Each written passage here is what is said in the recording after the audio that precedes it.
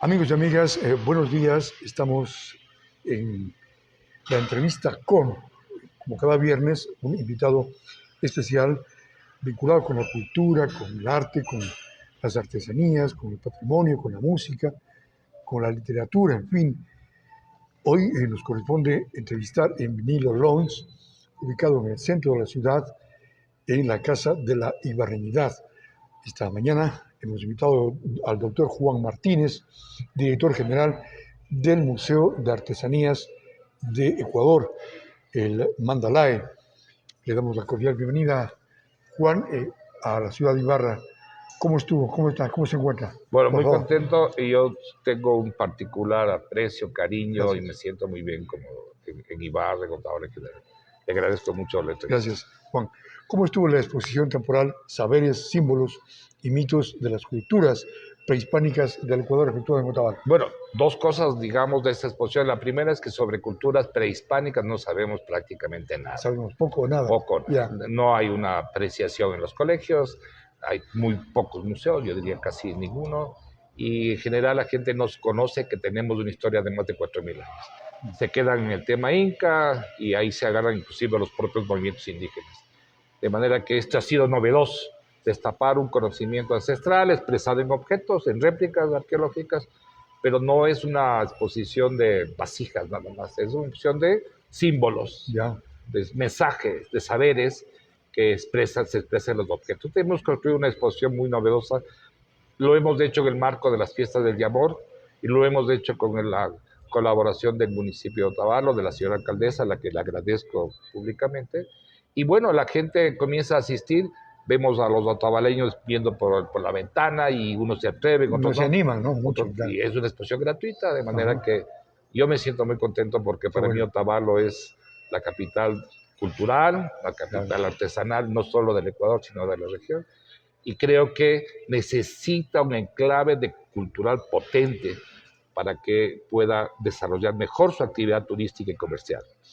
¿Qué contenía, Juan, esta muestra que no sé si sigue vigente en Otavalo? Está vigente Está durante vigente ya. todo el mes de septiembre, Muy pensemos que puede expandirse un poco más, vamos a ver el municipio lo que sugiere, y lo que contiene son personajes, esto es lo más interesante.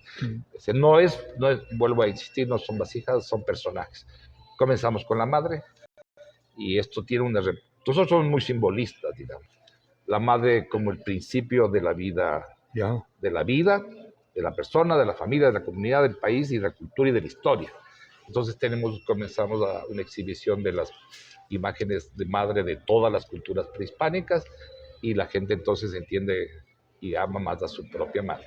Y desde la cultura Valdivia, que es una cultura donde la madre jugó un rol importante, matriarcal, hay una gran tradición femenina en los objetos. Vemos a una mujer que medita, que evoca, que trasciende, vemos a una mujer de dos cabezas, y vamos descubriendo desde la madre la cultura ancestral. Entonces las personas que nos visitan se conmueven, porque ven que su madre, que le dio la vida, es una diosa, es una mujer que medita, es una mujer que también tiene una visión contradictoria. Entonces vamos construyendo un discurso que como yo les llamo, el ADN de identidad. Entonces eso es lo que hacemos en la muestra. ¿Cuál es la relación que existe de los saberes ancestrales con la vida espiritual? Súper importante, porque una sociedad de rol femenino, el rol de la mujer es la construcción de la dimensión espiritual. Esto es muy importante.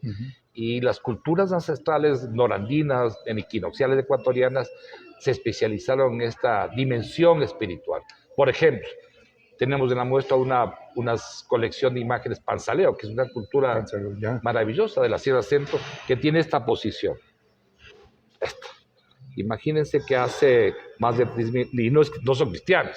No había todavía, no, pues, no entraba la religión. 1.500 años antes. Los pueblos oraban, y esto es una práctica cultural arquetípica, universal. Oraban.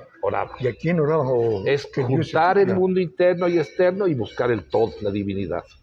El hombre, o sea, es integrarnos en el todo. Entonces, tenemos muchísimas colecciones, justamente lo que tú me estás diciendo de cómo construyen el mundo espiritual. Estamos haciendo un museo en Salcedo sobre el alma, por ejemplo. Usted tiene una imagen, ojo abierto y ojo cerrado. Este ojo cerrado al mundo interior y el ojo abierto a la realidad externa. y esto es muy arquetípico también, las sociedades todavía amazónicas dicen el que tiene el ojo abierto al mundo externo y el ojo cerrado al mundo espiritual es el ser iluminado. Era la utopía. Alma y cuerpo, razón, intuición.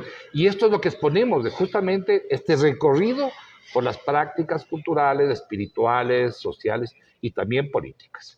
Muy bien, este es un diálogo con el doctor Juan Martínez. Ahora vamos a preguntarle un poco a qué se dedica Juan Martínez, su trayectoria, para conocerle. Bueno, gracias. Bueno, yo soy antropólogo y especializado un poco en temas simbólicos, digamos. Ya. He montado Simbolismo, varios ¿no? simbolismos. ¿Qué significan las cosas? ¿Sí? Exacto, que es interpretar los objetos, ¿no? no describirlos y procurar interpretar. Y procurar que la gente construya su propia lectura, su propia interpretación. Ya. Esa es la tarea que se dedica Juan. Esa es la tarea.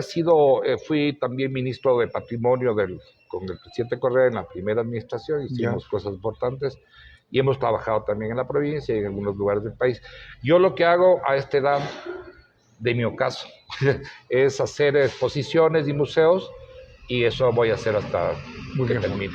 Los chamanes, ¿qué papel cumplen y cumplieron y tienen vigencia hasta hoy, no? Pero por supuesto, el chamanismo, la madre y el danzante quizás son tres figuras súper importantes. La danza, que acompaña la ritualidad de la vida y en la muerte y en el agradecimiento. La madre, el inicio de todo, de la vida. Y la madre tierra también.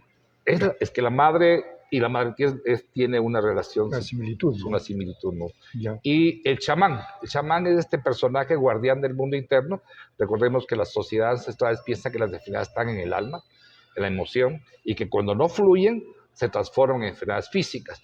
Entonces el chamán es aquel que permite a la gente, a la comunidad, a la sociedad sanarse interiormente. Y usa estas prácticas enteógenas que llamamos, y con estas prácticas enteógenas la percepción se abre, la intuición se fortalece, ¿no es cierto? Y entonces entra en un proceso de limpieza interior, de estabilidad interior, y esto le permite a la persona estar en paz. Aquí vamos a conocer muchas cosas con Juan, aprovechando su experiencia, porque desconocemos muchos temas. Por ejemplo, se habla que en la época preincásica, en la época de los incas, en el Tahuantinsuyo, había los chasquis, ¿no? También había el consumo de cocaína, de la hierba, ¿no? Para poder tener energía, pero claro, con otro sentido, ¿no? Bueno. Así es. A ver, esto es muy importante. Primero, distinguir que no somos sociedades incásicas, eso corresponde al sur, eso es cusqueño. Los incas estuvieron poco tiempo en este territorio. Y el territorio, ¿no? Y al momento de la conquista. Exacto. Luego, pero tienen importancia, influencia, por supuesto. Las sociedades prehispánicas norandinas de equinocciales, antes de los incas, tenían otras características. Primero, eran matrilineales. Es decir, el gobierno era de mujeres. Matriarcado. Matriarcado. O matriarcado, como usted quiera llamar. Y entonces de esta los amazonas y todo eso. Bueno, esos son ya mitos que se construyen. No sabemos si es verdad o no. Lo importante es que la madre jugaba el papel. Giraba todo alrededor de la madre, la abuela, la niña, la mujer embarazada, la hipersexuada, la dual. O sea, hay una construcción femenina en las sociedades prehispánicas que vive hasta ahora. Y luego usted va a ver que toda la producción arqueológica es de rostro femenino. No había sistema autoritario. Eran múltiples sociedades, aquí no había dioses, reyes, o sea, múltiples sistemas, cada cual en su propia lógica.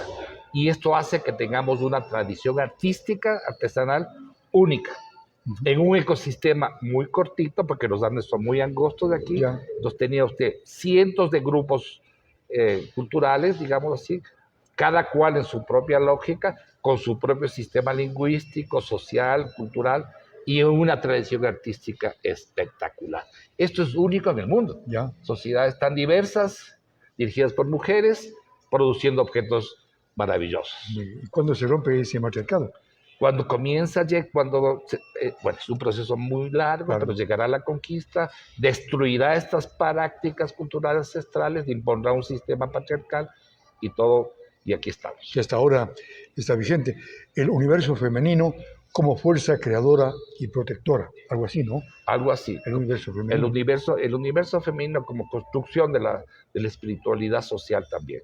y esto es muy importante, porque la mujer y el concepto de la maternidad, es decir, ser madre es una cosa muy complicada, y No es creo cualquier que cosa, no es ¿no? Ya cualquier cosa. tiene mucha influencia en la sociedad, ¿no? Sí, y esto es lo que vamos a ver también en la exposición. Mujeres que meditan, mujeres que construyen la espiritualidad, Ya, madres, en fin. Mujeres que tienen dos correcto. cabezas, tenemos mujeres nube, mujeres culebra, hay una representación enorme de la mujer. Es que es la fuerza cultural más poderosa de la sociedad. A veces nos olvidamos de la importancia de la madre, de nuestras madres. Y entonces también la exposición está orientada a esto. Muy bien. Juan Martínez dice que esta muestra permite comprender que las culturas prehispánicas no solo dejaban objetos para el recuerdo, para la posteridad, sino formas de ver y sentir el mundo que aún tienen vigencia. Absolutamente, yo creo que esto es del ADN.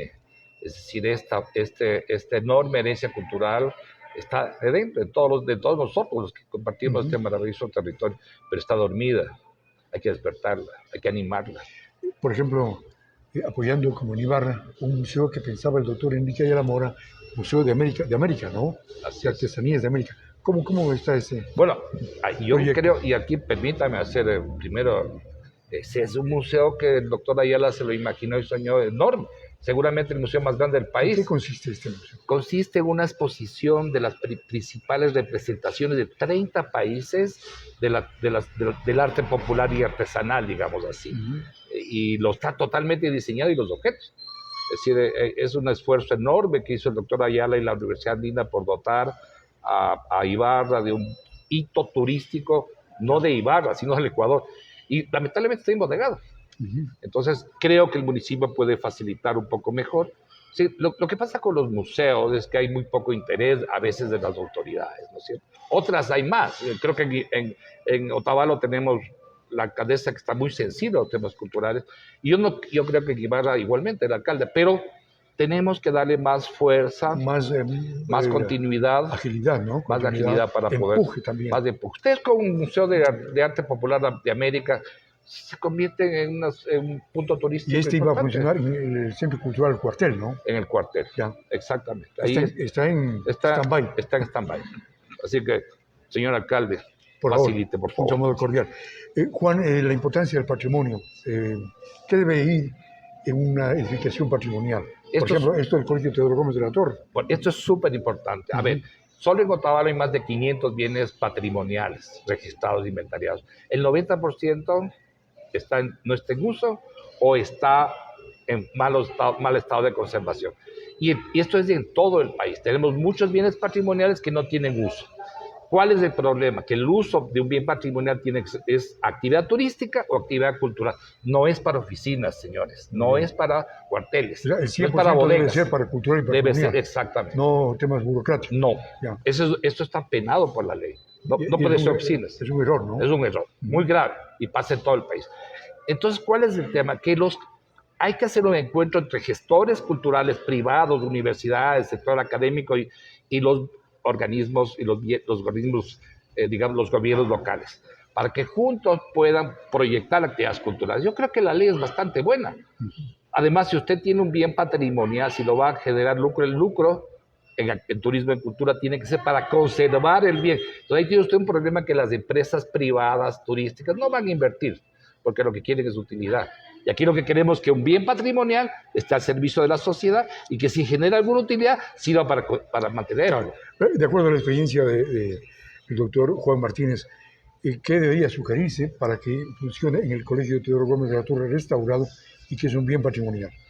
A ver, yo entendí que ya iba a pasar la biblioteca y que se iba a hacer un lugar yo no conozco muy bien, pero entiendo que va a un lugar para exposiciones de arte y de cosas. Y liberaba el cuartel para que funcione este gran museo de arte popular americano. Entendí yo que esto iba a permitir que poder montar el museo en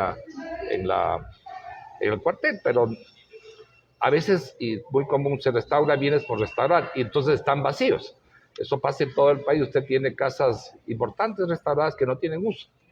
Porque la ley obliga a que los gobiernos locales conserven el patrimonio y que lo manejes. Y la mejor forma de manejar es alguna actividad cultural. Un museo es perfecto para un bien cultural. Pero claro, pero en este edificio del Colegio Teodoro Gómez de la Torre también debería autofinanciarse, tal vez con cafeterías, con bares, Siempre, con restaurantes, ¿no? siempre que tengan fin turístico y cultural. Muy bien. O sea, usted Ahí no hay... no hay chance de oficinas, ya. no hay chance de actividades comerciales ajenas al turismo. Pero sí, por ejemplo, una cafetería como esta, con la que estamos en Es este que momento. la ley prevé justamente eso: cafeterías, tiendas de artesanías, tiendas de artistas, sí, exactamente, talleres abiertos, museos vivos, prácticas de emprendimientos culturales que Imbabura tiene por cualquier cantidad y de muy buena calidad. Bien, ya estamos tomando un cafecito acá en Vinilo Lounge, donde se hace esta entrevista. En Vinilo Lounge le invita a revivir la época dorada de la música mientras disfruta de una experiencia culinaria excepcional en el centro de la ciudad de Ibarra. Estamos justamente, Juan, en esta casa que era de Enrique Ayala Mora, de la familia, del papá, familia Ayala Mora, su padre Enrique Ayala Pasquel, vivían en esto. Aquí ha pernoctado José María Velasco Ibarra, que fue presidente de la República durante 5 mandatos, es decir, tiene historia. Esto hay que conservar siempre, ¿no? Absolutamente, yo creo que es uno de los espacios más importantes de Ibarra. Y mire usted, tiene una recuperación de la forma como se usaba esta vivienda, que es maravillosa, está muy bien restaurada. Y bueno, eso es lo que tiene que ser un bien patrimonial, algo parecido a la Casa de Ibarra. Muy bien. Un núcleo cultural. Y ese es un atractivo turístico también para que los quienes visiten digan, vamos a este sitio. Exacto. Ellos no quieren ver edificios modernos ni cosas. No, pues. Quieren ver bienes que tienen historia, que tienen memoria y que el bien cuenta la historia de la ciudad. Y esto es lo que hace esta casa de la familia Ayala. En Ibarra puede que venga esta feria, esta exposición que se hizo en Otavalo. Bueno, nosotros aspiraríamos a quedar un rato más de Otavalo porque creo que Otavalo, como una capital de la artesanía y del arte y de la cultura en general, necesita una experiencia fuerte en la cultura y que nos gustaría estar más de Otavalo. Eventualmente podríamos venir a Ibarra, pero ustedes aquí tienen un proyecto pendiente que es el Museo de Arte Popular Americano y creo que primero deberíamos terminar con ese proyecto para poder pensar en una exposición itinerante en Ibarra. Pero por supuesto estamos abiertos, si las autoridades así lo quieren, pues podemos conversar, pero quisiéramos que esa exposición se quede en la provincia o dando vueltas o en algún lugar de manera estable. Cotacachi puede ser otro lugar muy interesante. Creo que ahí también podría montarse una exposición. Pero bueno, vamos por ahora nuestro punto es Otavalo. Juan, ¿qué piensas tú del tema de Caranqui? ¿Allí en verdad nació Atahualpa o es también una leyenda? A ver, todas estas construcciones son simbólicas, seguramente. ¿A alguien se le ocurrió? ¿A alguien se le ocurrió? Seguramente puede que sí, puede porque que no no. hay vestigios, ¿no? No, es que son, como las sociedades no son orales, dejan otro tipo de testimonios, ¿no? Entonces, a mí me parece que la cultura caranqui es muy importante. Hay una gran alianza Caranqui-Otavalo-Cayambi, y creo que ahí tiene usted una tradición cultural potente. Digamos que hay un museo Caranqui, pero a mí me preocupa cuando solo veo objetos en línea y no veo expresión simbólica. Entonces la gente no quiere ver. Deben estar allá, ¿no? Deben estar, por supuesto, allá, acá, ¿no? Y debe haber un esfuerzo en la museografía diferente, porque la gente cuando ve solo vasijas, se dice esto es de Caranqui, y no es eso el Caranqui. Hay una forma de ver el mundo, de entender, de sentir Caranqui, y eso es lo que creo que hay que innovar en las exposiciones museográficas, ¿no? Tiene que haber una interpretación simbólica, sabiendo que lo simbólico es múltiple, que no es de una sola forma, claro, y que puede variar de mito a la realidad, pero esta construcción simbólica es lo que también somos. Hay un lenguaje de las imágenes, y creo que en el caso Caranqui hay que trabajar esa dimensión interpretativa, digamos, de la escultura y no quedarnos solo en la descripción del objeto, sino en la interpretación. Y este paso de la descripción a la interpretación, pues no es fácil, porque hay que hacerlo con responsabilidad. Creo que en el caso de la muestra de Otavalo usted va a encontrar una propuesta interpretativa. Muy bien. Gracias al doctor Juan Martínez, director general del Museo de Artesanías del Ecuador, Mandalay. Gracias. Mindalay, perdón. Eso. Gracias. ¿No? A ustedes muchas gracias. Gracias, amigos y amigas, por asistir a estas entrevistas en día viernes, que se presta para este tipo de diálogos, para hablar de cultura, de arte, de música, de literatura, en fin, de lo que nos gusta. Que tengan un buen día.